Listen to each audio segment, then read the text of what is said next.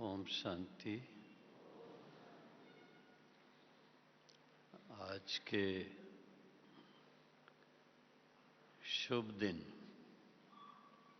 कौन सा दिन है आज? हाँ? सतगुरुवार भी है और आज कहने में आता है आज बड़ा दिन है, क्रिसमस है आज।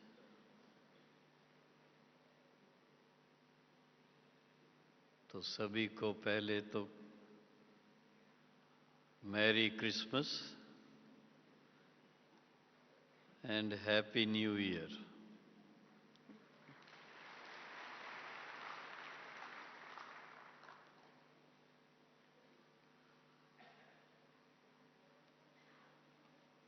साकार बाबा की बात सुना रहे हैं तो बाबा का कभी कभी जब ऐसा दिन आता था तो बाबा इशारे में दो शब्दों में कहते थे, क्राइस्ट का और कृष्ण का कनेक्शन है।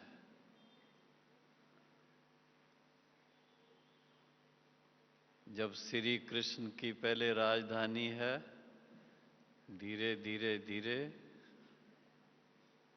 फिर वो क्रिश्चियंस की बन जाती है, फिर उनसे वापस श्री कृष्ण को वापस मिलती है। उस बीच में ये पुरुषोत्तम संगम युग है, जिस समय हम सबको बहुत सारी बातों की जानकारी मिलती है। रोज की अगर हम बाबा की मुरली पर पूरा अटेंशन दें तो उससे बहुत कुछ जानने को मिलता है। कितनी बातें बाबा इशारे से सुना देते हैं। आज की मुरली में भी कई प्रश्न के रूप में कुछ बातें बाबा ने सुनाई थी।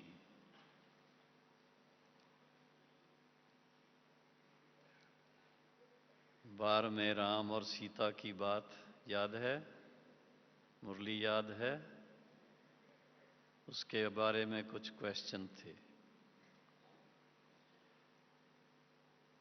लेकिन आज की जो विषय दी गई है,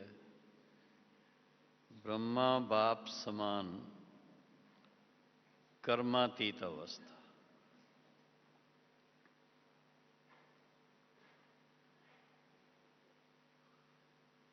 तो पहले तो ब्रह्मा बाबा को पूरा जानना जरूरी है।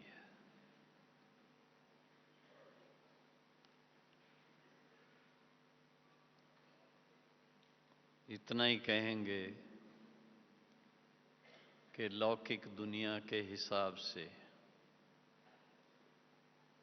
इससे पहले कि ब्रह्मा बाबा का पाठ शुरू हुआ, दादा लेखराज के नाम से जब बाबा मशहूर थे,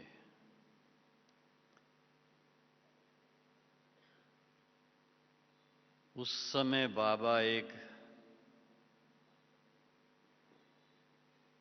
डायमंड मर्चेंट होते हुए भी राजा की तरह थे।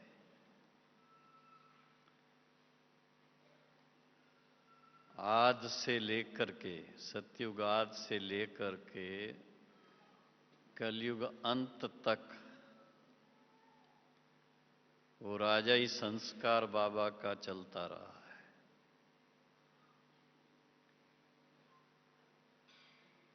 लेकिन अंतिम समय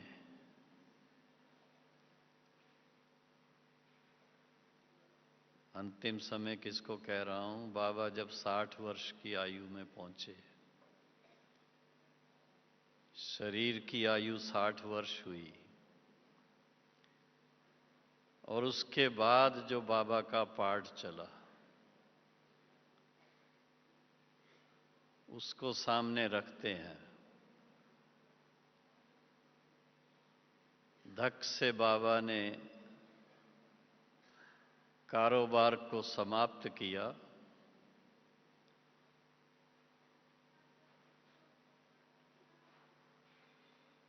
और ईश्वरी ज्ञान रत्नों की तरफ पूरा अटेंशन चला गया।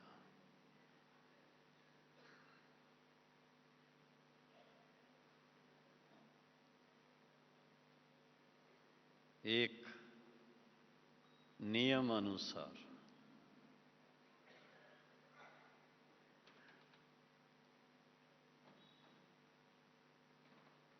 कि जब बिल्कुल लौकिक दुनिया के हिसाब से बैगर बने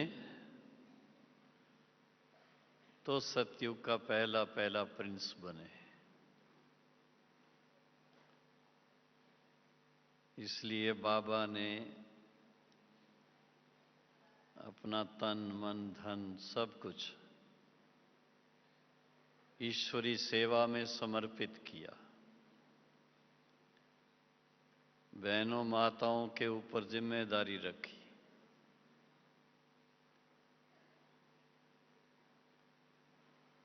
यज्ञ की स्थापना की।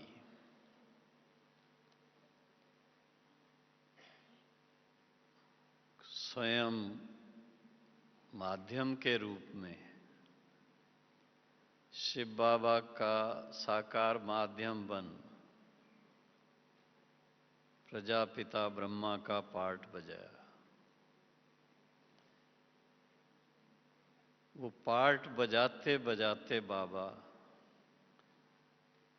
एक तरफ स्थापना का कार्य करते रहे, अनेक बहनों को भाइयों को ऐसा प्रेरणा सिर्फ नहीं लेकिन ऐसा उमंग दिलाया और शिव बाबा की श्रीमत उनको दिलाई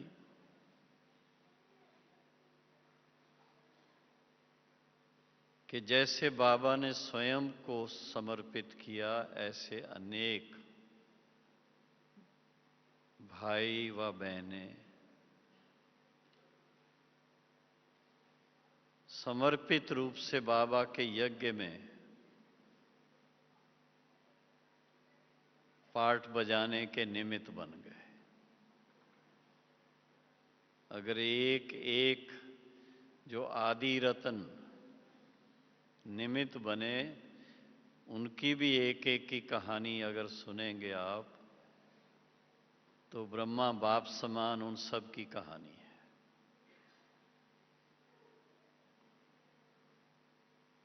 निश्चय बुद्धि नंबर 1। उस निश्चय बुद्धि के आधार से अपने जीवन को बिल्कुल पावन बनाने का संकल्प लेना, उसमें भी नंबर 1। और फिर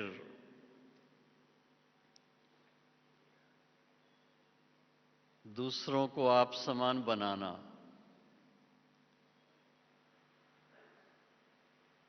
जिसको कहा जाता है ईश्वरी सेवा करना,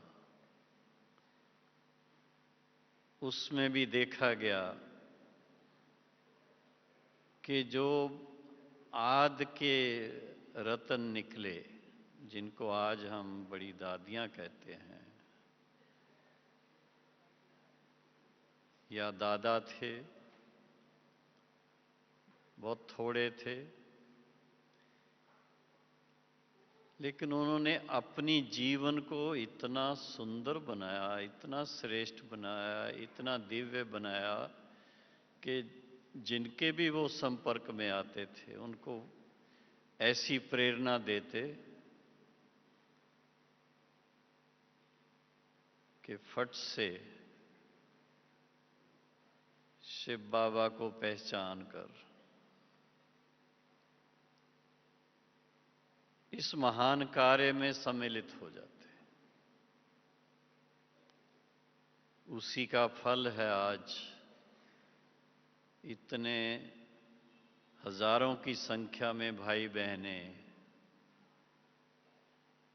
भिन्न भिन्न सेवा केंद्रों पर देश में और विदेश में अपनी जीवन दिव्य बना करके दूसरों की सेवा के निमित्त बन रहे हैं। इस बार गुजरात के भाई बहनों का सेवा का टर्न है। सबसे ज़्यादा संख्या में गुजरात के भाई बहने मधुबन में आए हुए हैं।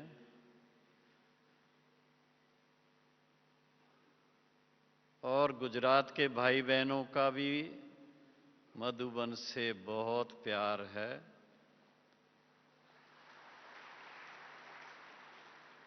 क्योंकि उनको नशा रहता है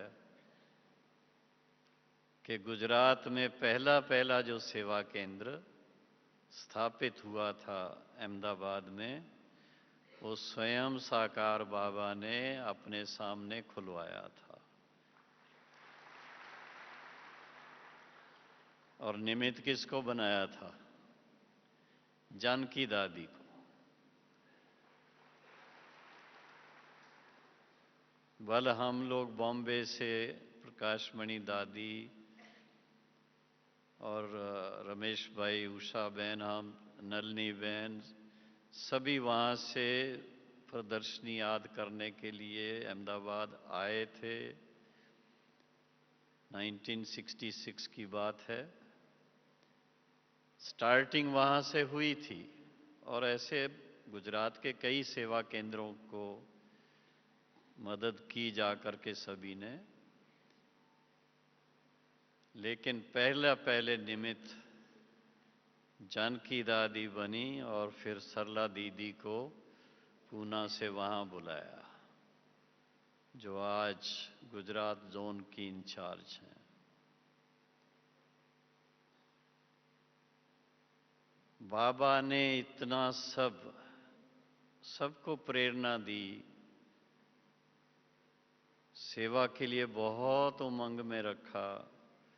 इतने तक मैं कहूँगा कि हम सबको जैसे अपने उंगलियों पर नचाते थे।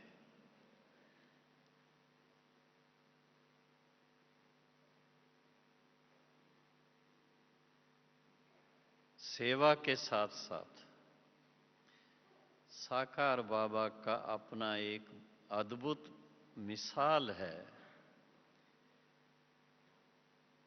उन्होंने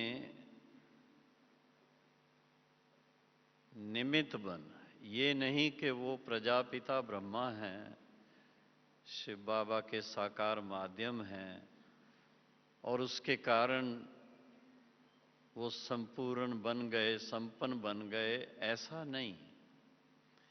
लेकिन बाबा ने स्वयं का मिसाल हम सबके सामने रखा कि जो शिव बाबा की शिक्षा मिलती है उसको अच्छी तरह से, भिन्न भिन्न शब्द हैं,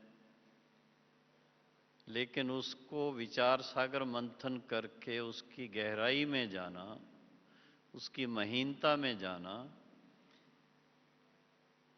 वो बाबा ने बहुत हम सब के सामने अपना एक मिसाल कायम किया।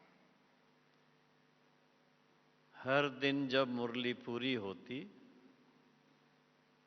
मुरली के बाद बाबा ईशु दादी की ऑफिस में बैठ करके, बाबा अपनी ऑफिस नहीं कहता था, ईशु दादी की ऑफिस, वहाँ बैठ करके फट से जो मुख्य सेवा में निमित्त दादियाँ या जगदीश भाई, रमेश भाई, जो भी जहाँ थे, ब्रिजमोहन भाई, सबको फट से पत्र लिखते और उस दिन क्या बाबा ने, शिव बाबा ने ब्रह्मा बाबा के द्वारा ज्ञान की नई ताज़ी पॉइंट्स जिनको हम कहते हैं, उसको बाबा कहते थे ताज़ा माल दिया है, ज्ञान रतन दिए हैं। वो बच्चों को फट से भेज देते। आजकल ईमेल के द्वारा तो बहुत जल्दी पहुंच जाता है, लेकिन उन दिनों में तो ईमेल का सिस्टम नहीं था, टेलीफोन भी करने में बहुत टाइम लग जाता था, पोस्ट से ही भेजते थे। हफ्ते में 7 दिन पोस्ट आती थी और उधर से भी 7 दिन उसका उत्तर बाबा के पास आता था, चाहे बॉम्बे हो, चाहे दिल्ली हो, चाहे और स्थान हो। तो एक तरफ तो बाबा को जो निमित्त बच्चे हैं उनको ज्ञान रत्नों से भरपूर करने का संकल्प सदा रहा, जिसको आप शब्द दे सकते हैं सेवा, बच्चों की सेवा। और दूसरी तरफ बाबा को एक स्वयं के बारे में, बाबा हमेशा कहते थे जैसा कर्म मैं करूंगा मुझे देख और करेंगे। तो बाबा ने तपस्या में अपने आप को बहुत बहुत गहराई में ढाल दिया। इतने तक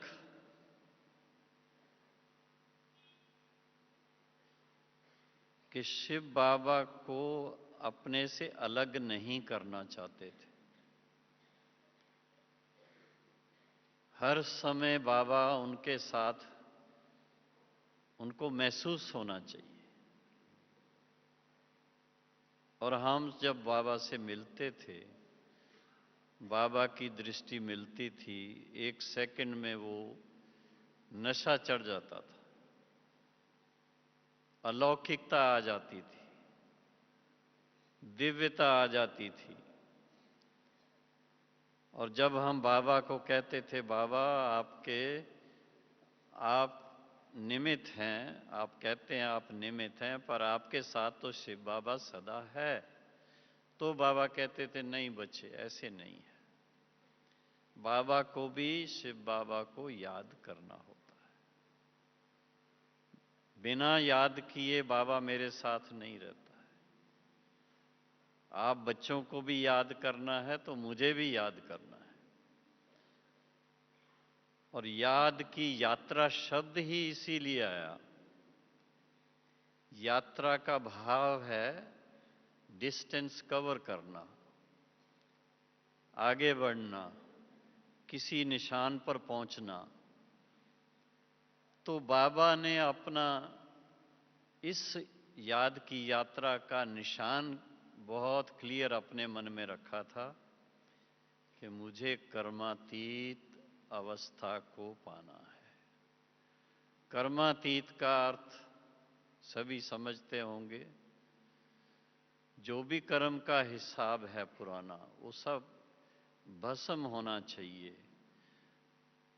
पुराने हिसाब किताब के कारण कोई रुकावट ना आए, आत्मा बिल्कुल अपने आप को स्वतंत्र महसूस करे और उसके साथ साथ समय के अनुसार मनसा सेवा जो बाबा चाहता था कि सारे विश्व की आत्माओं तक ये बाबा का सकाश पहुंचे, ऐसी सेवा बाबा के मन में सदा रहती थी।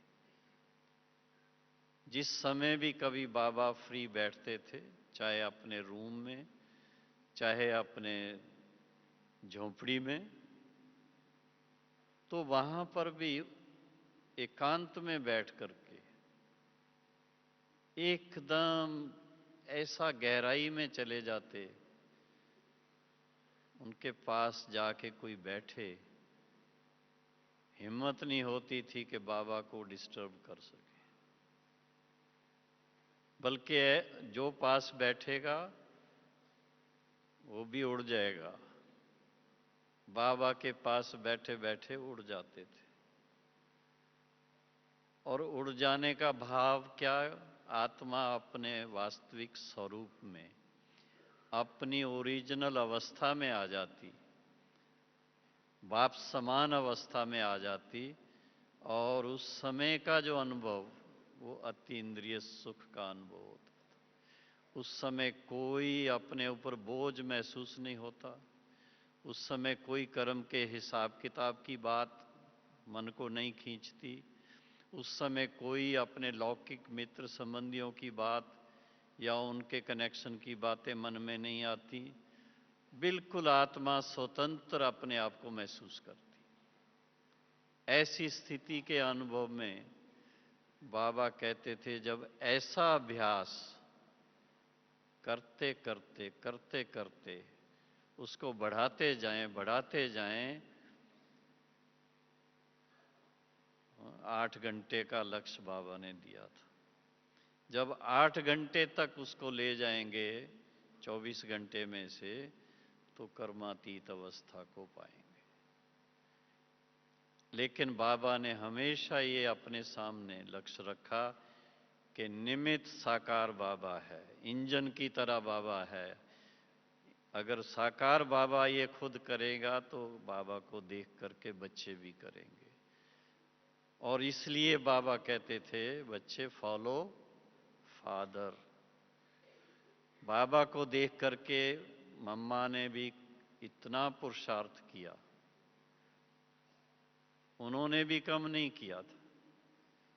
और फिर साथ साथ हम देखते थे दीदी मनमोहिनी, दादी प्रकाश मणि, अन्य दादियां, सभी सब ने अपने अपने जीवन में, एक एक का वर्णन करें तो बहुत बड़ा संग्रहालय बन जाए एक। लेकिन हर एक ने इतना पुरुषार्थ किया। आज आप सबके सामने मिसाल है दादी गुलजार जी का। छोटेपन से ज्ञान में आ गई और बाबा ने ऐसी पालना दी इन आत्माओं को कि दुनिया की और बातों से बुद्धि हटी रही है। उस तरफ जैसे मन जाता ही नहीं उनका। जब देखो उसी लगन में बैठे हैं, जब देखो मुरली का अध्ययन कर रहे हैं। और या तो जो कोई सामने आते हैं तो बड़े प्यार से बाबा की याद में दृष्टि ऐसे देते हैं। क्या महसूस होता है दादी से जब मिलते हैं? तो गुलजार दादी से जब मिलते हैं तो क्या महसूस करते हैं उस समय? दादी नहीं पर बाबा सामने बैठा है।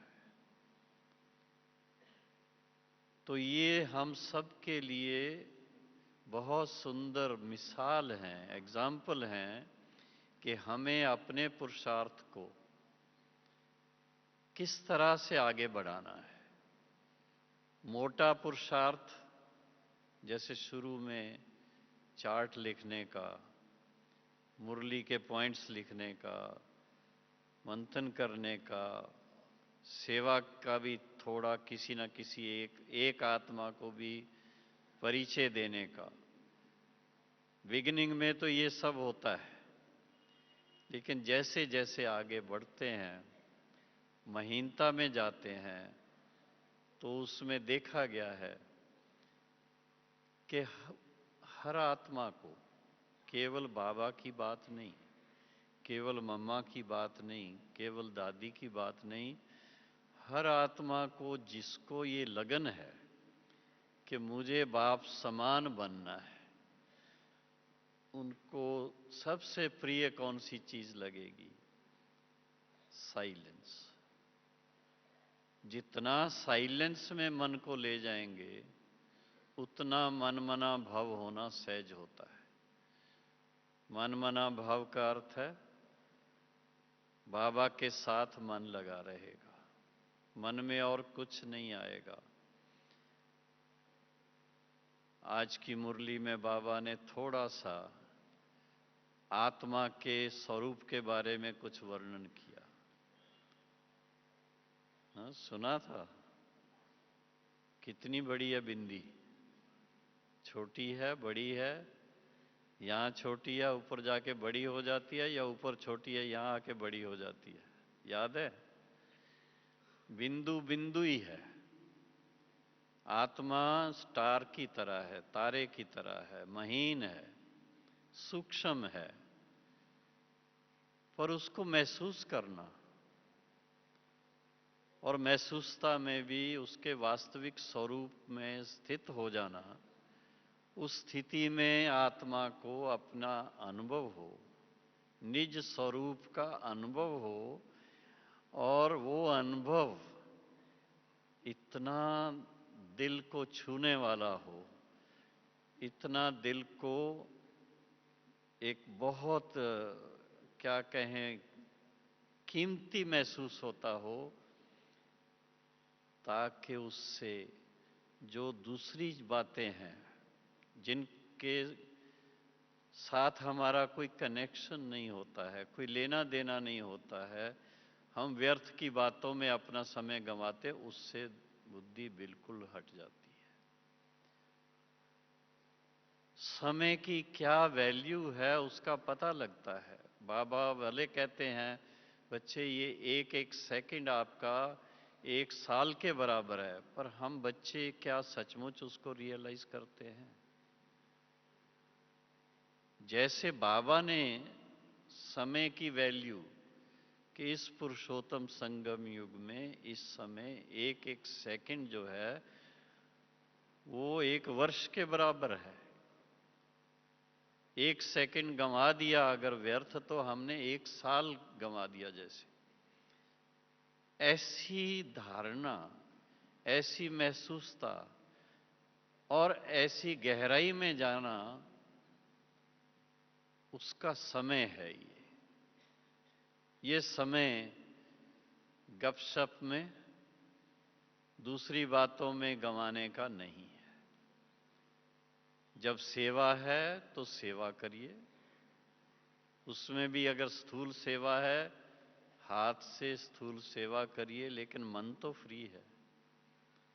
और बाबा कहते हैं अगर मन मना भव होते हुए बाबा की याद में रह करके सेवा करेंगे, हाँ, बाबा की याद में रह करके रोटी बनाएंगे, बाबा की याद में रह करके सब्जी बनाएंगे, वो याद की शक्ति उस रोटी के अंदर, उस सब्जी के अंदर वो भी भर जाएगी।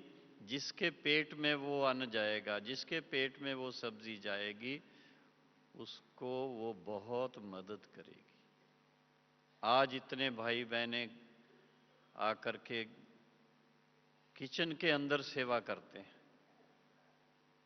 सेवा करना माना बाबा की याद में रह करके इस तरह से सेवा करना कि खाने वाले को महसूस हो, उसको संतुष्टता हो, उसको बल मिले, उसको बाबा की शक्ति मिले, और उसका मन बाबा के साथ सहज लग जाए। तब ये सिद्ध कर सकेंगे जैसा अन्न वैसा मन। तब सहज रीति ब्राह्मणों के हाथ का बना हुआ भोजन, जिसके लिए बाबा कभी कभी मुरली में सुनाते हैं, ऐसा भोजन जो देवताओं को भी अच्छा लगता है। देवताएं शब्द कहने में आता है, तरसते नहीं हैं, पर देवताएं भी उसको पसंद करते हैं। तो इन बातों को जब हम सामने रखते हैं, इस बात को ही सामने मैं बाबा को सामने ला रहा हूं, साकार को। साकार बाबा ब्रह्मा भोजन का भोग लगा हुआ, पहले वो भोग लगा करके फिर ब्रह्मा भोजन में मिक्स करके फिर जब भोजन करते थे तो साइलेंस में करते थे, बाबा की याद में। हमेशा कहते थे, मैं शिव बाबा को कहता हूं आप आओ मेरे साथ बैठ करके खाओ। मैं जानता हूं वो वासना लेते हैं, वो खाते नहीं हैं, लेकिन मेरा फर्ज बनता है कि जो मुझे खिलाने वाला है मैं उनको अपने साथ खिलाऊं, उनको उनका आह्वान करूं। इतना एक महीनता से बाबा उस बात को लेकर के बहुत साइलेंस में बैठ करके भोजन करते थे। कोई बातचीत उस समय नहीं करेंगे। हम बच्चों को साथ भोजन कराते थे। शुरू में एक हमें याद दिलाने के लिए बहुत प्यार से दृष्टि दे करके गिट्टी खिलाएंगे, अपनी थाली में से खिलाएंगे, लेकिन जब भोजन शुरू कर देंगे तो उसके बाद बिल्कुल साइलेंस में पूरा टाइम बैठ करके भोजन करेंगे। और जो साथ में भाई बहनें भी होंगे उनको भी वो वाइब्रेशन मदद करता था। तो बाबा को कर्माती स्थिति ऐसे ही नहीं प्राप्त हो गई। बाबा एक हम सबके सामने एग्जाम्पल है कि पुरुषार्थ की विजय कैसे होती है। पुरुषार्थ किया तो प्रकृति पर जीत हुई, पुरुषार्थ किया तो पावन बने, पुरुषार्थ किया तो इतने श्रेष्ठता को प्राप्त किए।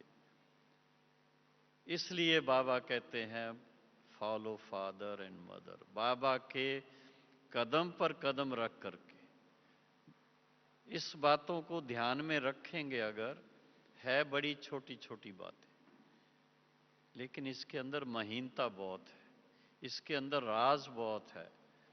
और उसमें इतना भी जरूर साथ में रहेगा कि जो भोजन ब्राह्मणों के हाथ का बना हुआ है उसके लिए वो रसद आई कहां से, उसका भी बड़ा ध्यान रहता है। जो सच्चे ब्राह्मण हैं उनकी कमाई में से वो आना चाहिए, ये भी बहुत राज है। तो ऐसी ऐसी बातों का बाबा ने बहुत ध्यान रखा और उसमें अपने एक लक्ष्य को सामने रखा।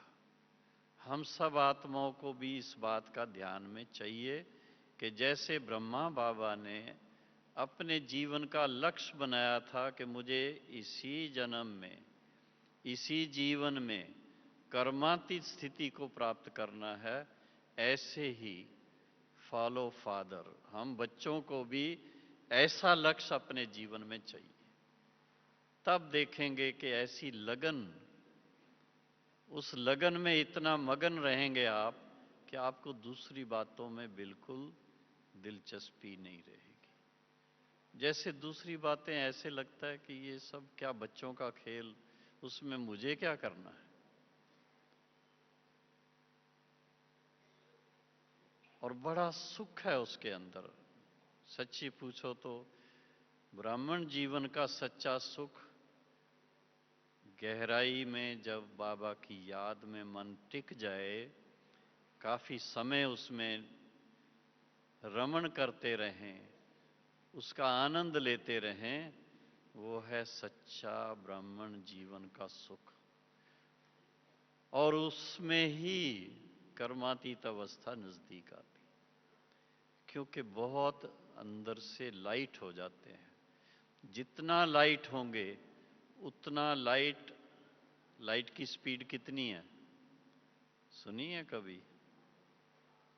186,000 माइल्स पर सेकेंड, वो स्थूल लाइट की बात है। और यहां आत्मिक लाइट की तो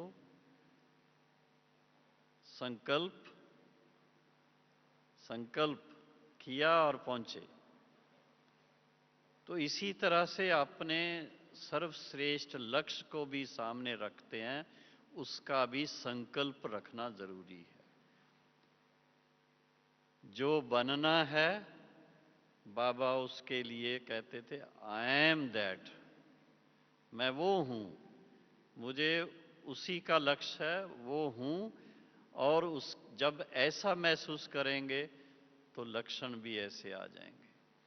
तो फॉलो फादर करना है, बाबा की तरह कर्मातीत बनना है, इसका लक्ष्य अपने पास बड़ा पक्का चाहिए।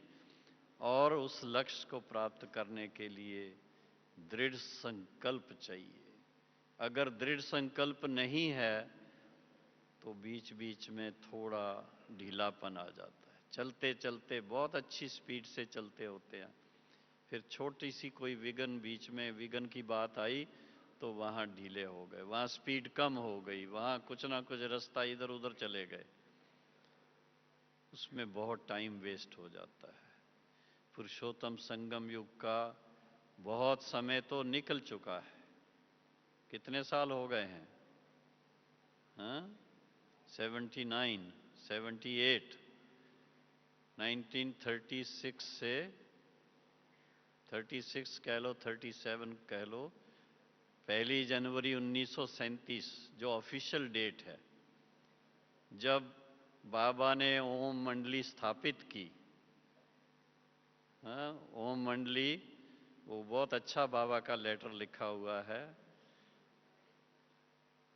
मैं, हाँ, लखीराज, ओम मंडली माता के चरणों में अपना तन मन धन सब समर्पित करता हूं। और उसकी डेट लिखी हुई थी 18/1/1937। तब से लेकर के आप देखिए, अब ओम मंडली ऑफिशियल नाम उसको मिला बाद में, प्रजापिता ब्रह्मा कुमारी ईश्वरी विश्वविद्यालय। और फिर बाबा के थोड़े इशारे ये भी मिलते थे कि ब्रह्मा का कितना माना जाएगा? 100 साल। तो 100 साल के हिसाब से समय बहुत थोड़ा रहा है। इस थोड़े से समय में अपनी मंजिल को प्राप्त करना है तो फॉलो फादर, बाबा को फॉलो करना होगा। तब स्टेप बाय स्टेप चलना होगा। पहले है कर्मातीत अवस्था को पा करके फिर कहाँ जाएंगे? बाबा कहते पहले फरिश्ता बनेंगे और उसके बाद बाबा के साथ परम धाम निवासी बनेंगे। फिर बाद में आकर के अपनी राजधानी में सतयुग में राज करेंगे। तो ये यात्रा इसको कहा जाता है, याद की यात्रा। वर्तमान ब्राह्मण जीवन, ब्राह्मण से क्या बनेंगे फिर? हाँ, बीच का भूल ना जाना, क्या बनना है? कर्मातीत। पहले कर्मातीत बनना है, फिर कर्मातीत से फरिश्ता बनना है, फिर फरिश्ता से बिंदु बन करके परम धाम निवासी बनना है। फिर शिव बाबा कहता फिर मैं तो नहीं आऊंगा सतयुग में, आपको बच्चों को भेज दूंगा बस। पर उसमें कितने देर के बाद आना पसंद करेंगे? थोड़ा टाइम तो रहना चाहिए ना बाबा के पास। हाँ, शिव बाबा के पास ज्यादा समय रहना चाहिए या कम समय रहना चाहिए? बाबा कहता है वहां क्या करोगे मेरे पास बैठ करके? ज्यादा, थोड़ा टाइम वहां रह करके फिर अपनी राजधानी में आना है। तो ये ऐसी रमणीक बातें हैं, इनको बुद्धि में ला करके, लेकिन इसके साथ साथ ये ना भूलना कि पास्ट को भस्म करने के लिए बहुत महीनता से, गहराई से बाबा की याद का अभ्यास करना है और उसमें बहुत आनंदित रहना है, बड़ा लाइट रहना है, खुश रहना है, मौज में रहना है। अगर कोई कहे ना मैं याद में बैठा था या बैठी थी लेकिन मेरे को सिर दर्द हो गया, सिर दर्द किस बात से होता है? हाँ? व्यर्थ से सिर दर्द होता है। याद में बैठेंगे तो उसको व्यर्थ नहीं कहेंगे, याद में बैठेंगे तो बाबा के याद का तो आनंद आएगा आपको। अगर सिर दर्द हो गया तो फिर वो याद नहीं है। उस बात को पक्का कर लो, याद से मन खुश होगा, याद से मन लाइट होगा, याद से फरिश्ता स्वरूप तक पहुंच जाएंगे, उड़ती कला में चले जाएंगे। इसलिए बहुत बहुत अपने को खुशी में लाना, लाइट रखना, और फिर लाइट के बाद क्या है?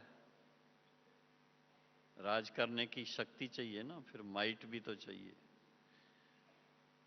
तो माइट आती है फिर एक ज्ञान से और दूसरी याद से,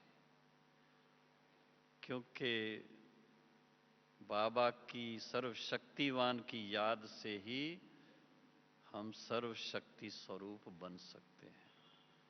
तो ये अभ्यास बाबा ने करके हम सबके सामने अपना जैसे मिसाल कायम किया, हम बच्चों का काम है बाबा के कदम पर कदम रखना, बाबा को फॉलो करना, बाबा को हमेशा अपने मन के दर्पण के सामने रखना, और बातों में ना जा करके बाबा की जो जीवन कहानी है उसको पढ़ो, आप यज्ञ की जो कहानी है उसको पढ़ो, और इसके साथ साथ खुद का अभ्यास भी करो। मुरलियाँ सबसे श्रेष्ठ चीज़ है, साकार भी अव्यक्त भी, ये सबसे श्रेष्ठ साधन है बाबा को यथार्थ जानने का।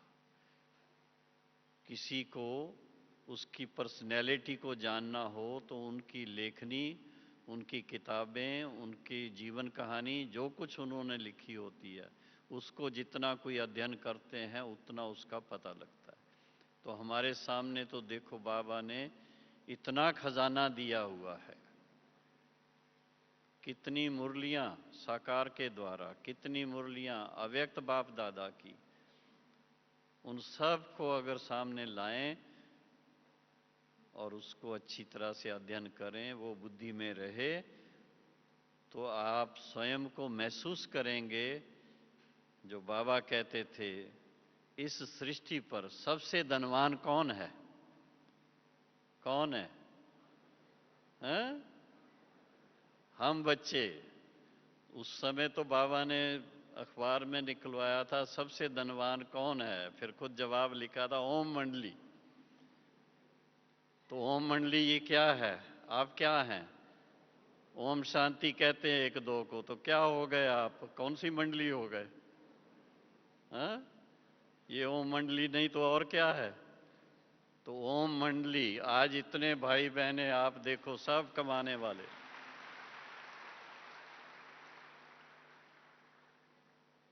तो हमेशा अपने आप को ओम मंडली के आदि रतन समझ करके और फिर ऐसा अभ्यास करें, इसी जीवन में एकदम जैसे साकार बाबा ने अपना लक्ष्य प्राप्त किया, हम भी अपने लक्ष्य को प्राप्त करें।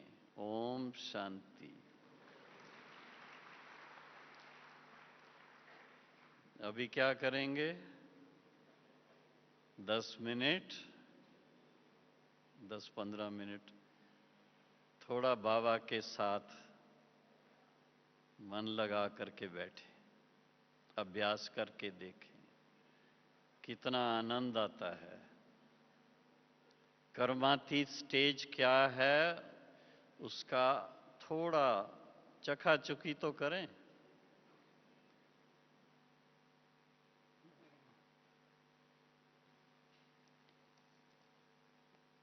आज के इस क्लास का जैसा विषय है उस अनुसार बाबा का चित्र आपके सामने है।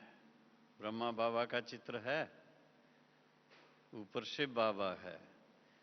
तो जैसे आज आपने मुरली सुनी, कल की मुरली सुनी, दोनों को साथ साथ शिव बाबा और ब्रह्मा बाबा दोनों आत्माओं को साथ साथ उस माध्यम के द्वारा अपने मन के सामने लाओ और स्वयं को उनके सन्मुख महसूस करो,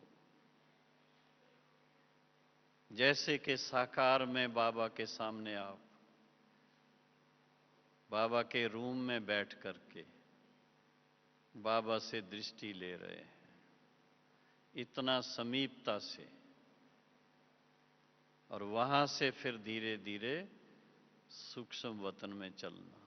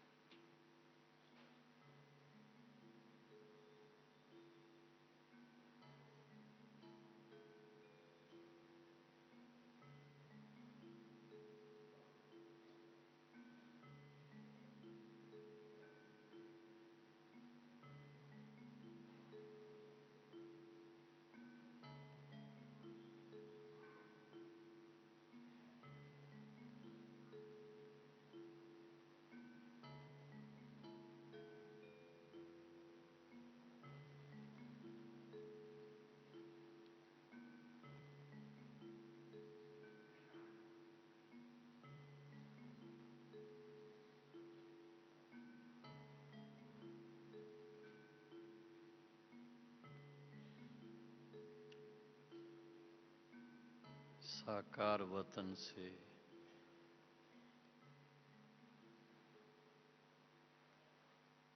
फरिश्ता स्वरूप धारण कर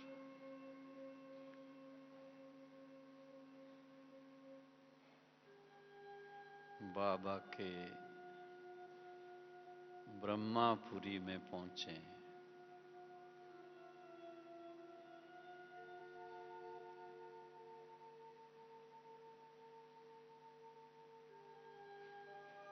स्वयं भी फरिश्ता स्वरूप में, बाप दादा को भी फरिश्ता स्वरूप में सन्मुख देखते हुए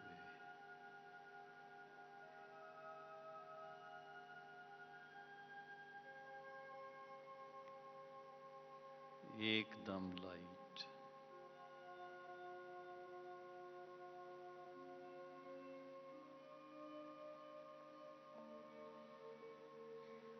बाबा से मन ही मन में बात करें। इतना सहज है आपके वतन में आना।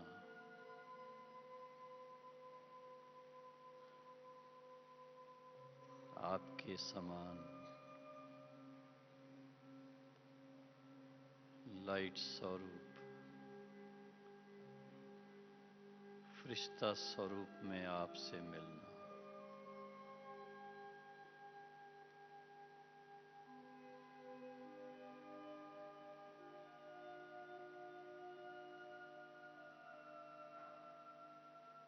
अतीन्द्रिय सुख का अनुभव इस फरिश्ता स्वरूप में ही है।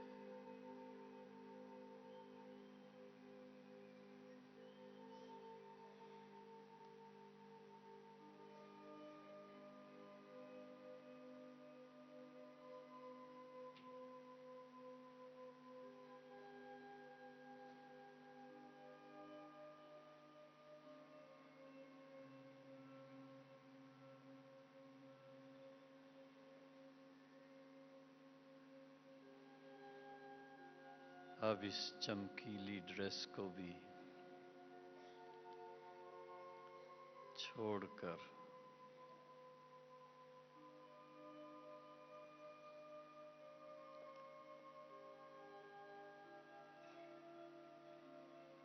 हम आत्माएं बाप दादा के साथ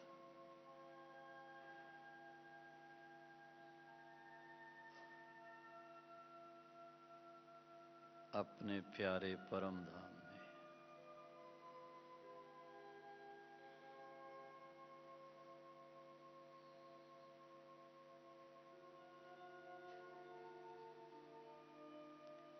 ब्रह्मांड में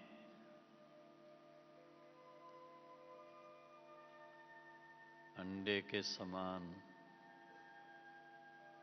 चमकते हुए तारे,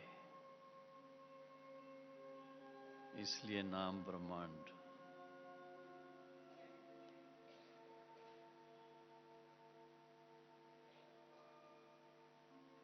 अपनी कर्मातीत स्टेज में स्थित।